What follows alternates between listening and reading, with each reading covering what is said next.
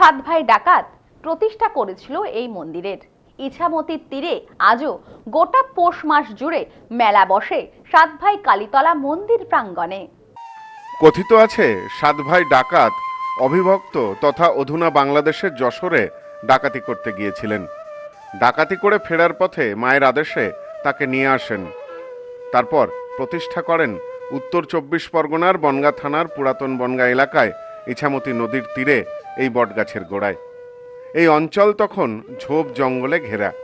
তারপর গ্রামের চক্রবর্তী পরিবারের হাতে মায়ের নিত্য সেবার দায়িত্ব তুলে দেন সাত ভাই ডাকাত। এরপর ইছামতি দিয়ে বহু জল গড়িয়েছে। আজও বংশানুক্রমে চক্রবর্তী পরিবারের সদস্যরাই মায়ের পুজো করে আসছেন।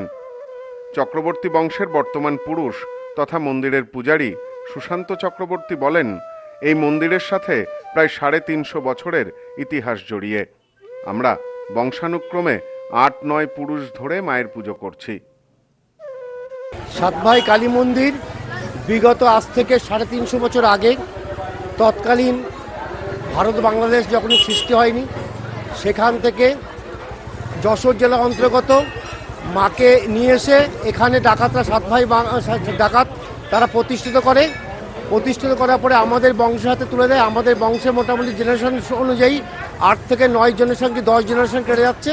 সেইভাবে আমরা পুজো অর্চনা করে আসছি। কালের নিয়মে আজ দেবী মূর্তি মন্দির লাগোয়া বটগাছের গর্ভে বিলীন হয়েছে। ইছামতি নদীর তীরে গোটা পৌষ মাস জুড়ে বিশেষ মেলা বসে এখানে। প্রতিদিন মায়ের পুজো দিতে দূর দূরান্ত থেকে ভক্তেরা ছুটে আসেন। শনি মঙ্গলবার বিশেষ ভিড় লক্ষ্য করা যায় ভক্তদের মধ্যে। মন্দিরের পূজারী প্রশান্ত চক্রবর্তী বলেন, প্রচুর মানুষের ঢল নামে এখানে। এক মাসে অন্তত কয়েক লক্ষ মানুষ এখানে আসেন মায়ের কাছে পুজো দিতে। এবছর প্রচুর মানুষের ঢল নেমেছে। মার আগমনে সব ছুটে এসছে।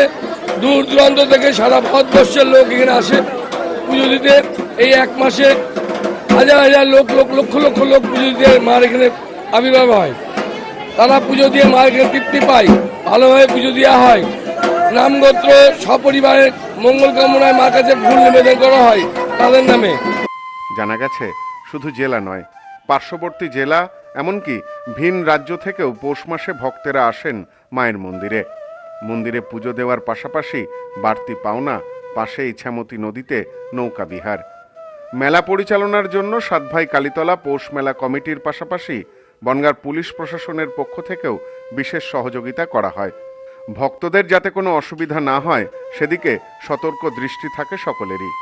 এ বিষয়ে সাত ভাই কালীতলা পৌষ মেলা কমিটির যুগ্ম সম্পাদক সঞ্জীব হালদার বলেন, বনগাঁ প্রশাসনের সাথে মেলা কমিটির সদস্যরা একত্রিত হয়ে এই মেলা পরিচালনা করেন। দীর্ঘদিন ধরে আমাদের এই মেলাটি চলে আসছে। আমরা সমস্ত এলাকাবাসী এবং আগত পুণ্যার্থীদেরকে প্রথমে শুভেচ্ছা জানাচ্ছি। আমরা পৌষ মেলা কমিটি টোটাল গ্রামের সবাইকে নিয়ে এবং গ্রামের বিভিন্ন গণসংগঠনগুলিকে নিয়ে আমরা এই কমিটি চালাই এবং দূর দূরান্ত থেকে বহু মানুষ তারা মায়ের ভক্ত, তারা মাকে দেখতে মায়ের পুজো দিতে আসেন এবং আমরা বনগাঁ প্রশাসন এবং আমরা যৌথভাবে চেষ্টা করি তাদেরকে সুন্দরভাবে পরিষেবা দেওয়ার জন্য। এবং তৎসহ আমাদের এলাকার প্রত্যেকটা মানুষ, পুরাতন বনগাঁবাসী তথা বনগাঁর প্রত্যেকটা মানুষ এই মেলাটাকে সুন্দরভাবে করার জন্য আমাদেরকে সহযোগিতা করে থাকে। সোমনাথ মজুমদারের সাথে সব্যসাচী ভট্টাচার্যের রিপোর্ট, নিউজ নোম্যান্সল্যান্ড, বনগাঁ। মোবাইলের জগতে আজও সবার সেরা চিরশ্রী মোবাইল। যে কোনো কোম্পানির মোবাইলের জন্য আসুন, আমাদের এখানে রয়েছে খুব সহজে ফাইন্যান্সের মাধ্যমে মোবাইল কেনার সুবিধা রয়েছে। পুরনো ফোনের বদলে নতুন ফোন নেওয়ার সুযোগ। এখন এই সুবিধা পাবেন আমাদের বনগাঁ এবং চাঁদপাড়া দুটি শোরুমে। চিরশ্রী মোবাইল, যশোহর রোড, বনগাঁ ও চাঁদপাড়া পাটপট্টি মোড়।